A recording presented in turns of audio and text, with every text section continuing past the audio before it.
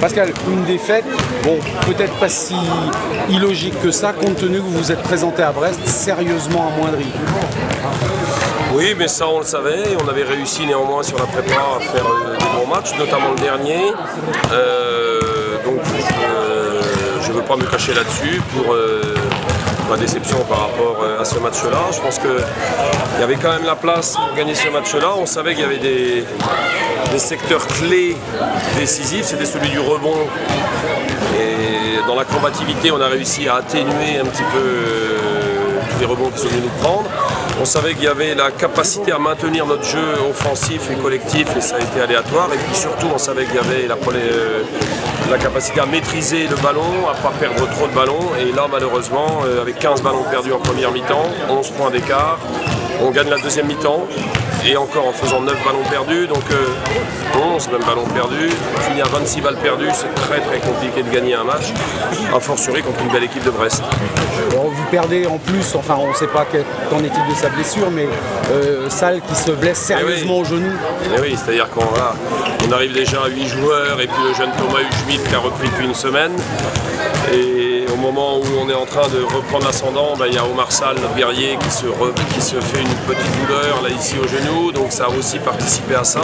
C'est vrai qu'il nous a manqué un peu de fraîcheur sur ce quatrième quart-temps notamment. Il aurait fallu qu'on arrive soit à convertir les actions à risque qu'on a pris, soit à gérer un petit peu mieux cette dimension physique.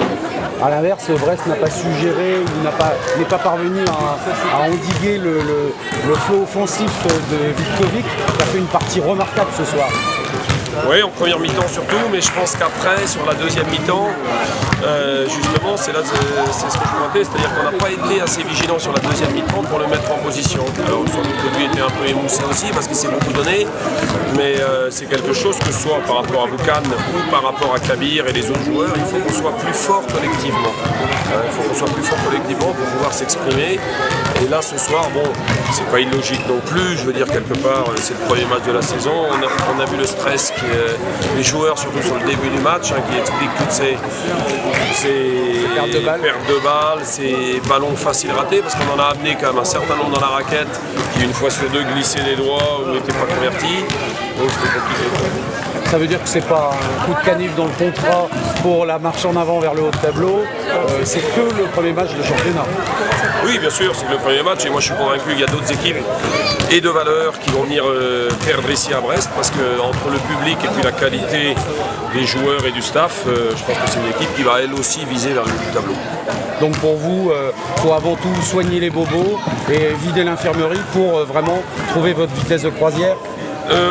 Non, parce que peut-être que ça prendra un peu de temps, mais même avec l'effectif qu'on a, c'est un effectif de qualité. Bien sûr, il est excessivement jeune, mais c'est un effectif de qualité, donc il faut rehausser le seuil d'exigence. Le seuil d'exigence qu'ils doivent se mettre eux, et notamment sur cette dimension-là, on a vu des balles perdues qui sont pas du niveau, quoi. Autant il y a eu des très belles actions défensives ou offensives qui correspondent à ce qu'on veut développer comme jeu.